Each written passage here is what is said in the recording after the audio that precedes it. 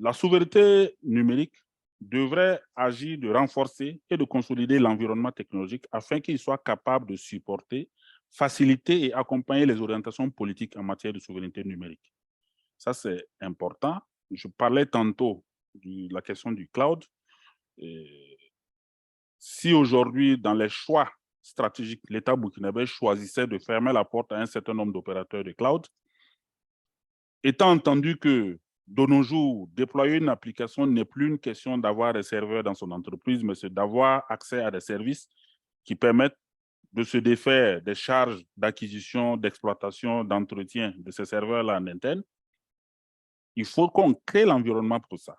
Je me permets de faire une parenthèse. Il y a quelques années, j'avais animé une conférence sur la sécurité du cloud et je disais que le fait que le Burkina ait pris une décision importante d'implémenter un cloud gouvernemental était à saluer.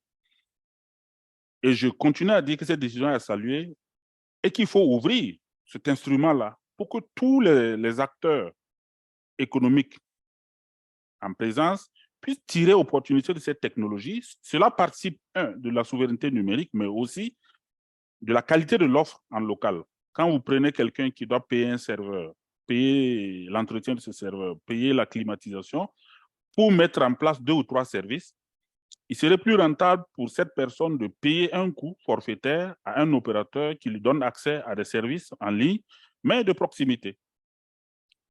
Il s'agit aussi de renforcer et d'entretenir l'expertise de la communauté de l'ingénierie digitale, à accompagner et relever les défis qui sont les leurs pour la quête de la souveraineté numérique. Du point de vue technologique, les enjeux technologiques sont là. C'est bon de peut-être avoir un discours souverainiste du point de vue numérique et de se retourner, trouver que derrière soi, il manque ceux qui sont au charbon, si vous me permettez l'expression, pour accompagner ce discours-là. Quand il y a une défaillance à ce niveau, nous allons nous retrouver dans une situation assez complexe où on va prendre des approches, des orientations qui vont créer de la régression technologique et même de la régression tout simple. Donc, les orientations en termes de souveraineté numérique aussi doivent s'accompagner d'une certaine consolidation et une montée en puissance de la communauté de l'ingénierie digitale locale pour qu'ils puissent faire face à leurs responsabilités et relever les défis qui se présentent à eux, eu égard aux orientations de souveraineté numérique qui pourraient être prises par l'autorité. Les enjeux technologiques aussi, il est important aujourd'hui, dans notre contexte actuel, où politiquement, notre pays prend des, des orientations, d'avoir une lecture assez claire et précise à travers une certaine cartographie de la dépendance technologique des secteurs stratégiques de l'administration. Il est question aujourd'hui de pouvoir dire dans l'agriculture, dans l'élevage, dans l'économie, dans les secteurs sociaux, et voici la part de contribution numérique, voici le niveau de dépendance numérique que nous avons vis-à-vis d'opérateurs qui échappent à notre contrôle. Il faut avoir la franchise de le dire. Pour évaluer ce niveau de dépendance et pouvoir à tout moment voir dans quelle mesure on peut contenir l'impact de cette dépendance, comme je l'ai dit, élaborer et mettre à jour un agenda pour la souveraineté digitale en visant à mener des actions qui renforcent l'autonomisation et qui autonomisent au mieux du moins les solutions de services digitales critiques des secteurs stratégiques. Parce que si aujourd'hui, dans des décisions d'ordre politique, des décisions qui sont souveraines à notre État, on remet en cause certains partenariats techniques qui pourraient nous échapper, il faut qu'on soit à même de savoir l'impact de cette décision. Voici son niveau d'impact, voici son niveau de rayonnement, voici les approches que nous devrons entreprendre pour contenir ces impacts-là et comment y aller. Sinon, facilement, on nous sera dans une dynamique de déconnexion entre la décision et l'action. Et entre les deux, il y aura une régression qui pourrait ne pas vraiment permettre d'aller de l'avant, sinon même ça pourrait remettre en cause pas mal d'acquis. Il s'agit d'ériger la souveraineté numérique, toujours dans les enjeux technologiques, en tant que principe cardinal devant être pris en compte, du moins, dans les réflexions, planification et activités faisant intervenir les technologies du numérique. Il faut que la communauté locale de l'ingénierie du numérique puisse avoir à l'esprit, à chaque fois qu'il y a un acte à poser, il y a une décision à prendre, il y a une recommandation à donner, que le principe de la souveraineté numérique est un principe cardinal.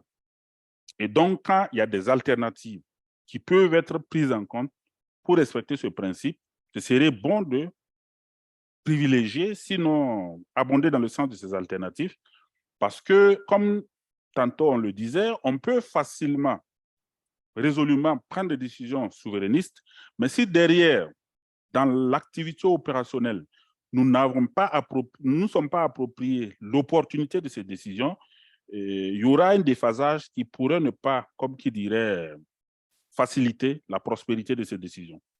Il s'agit de renforcer et consolider les infrastructures de stockage, de traitement et d'hébergement des services de solutions digitales au niveau national.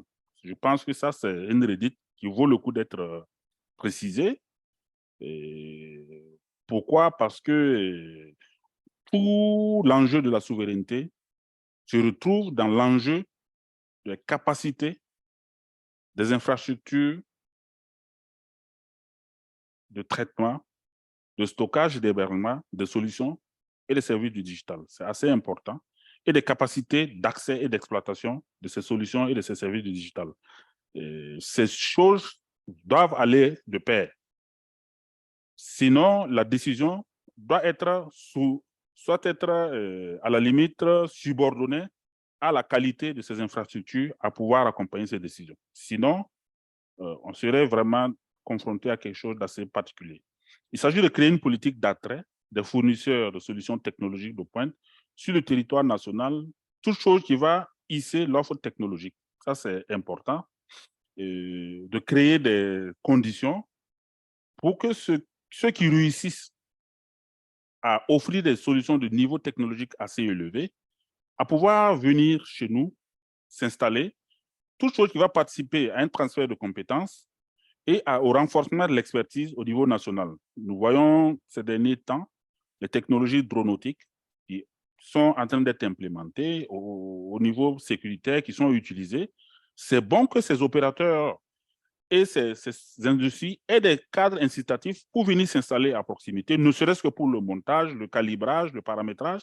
Ça va créer une expertise locale qui participe à renforcer l'orientation de souveraineté numérique si politiquement, c'est une orientation qui doit être privilégiée. Il s'agit d'encourager les mécanismes de transfert de compétences sur les trois projets à valeur ajoutée.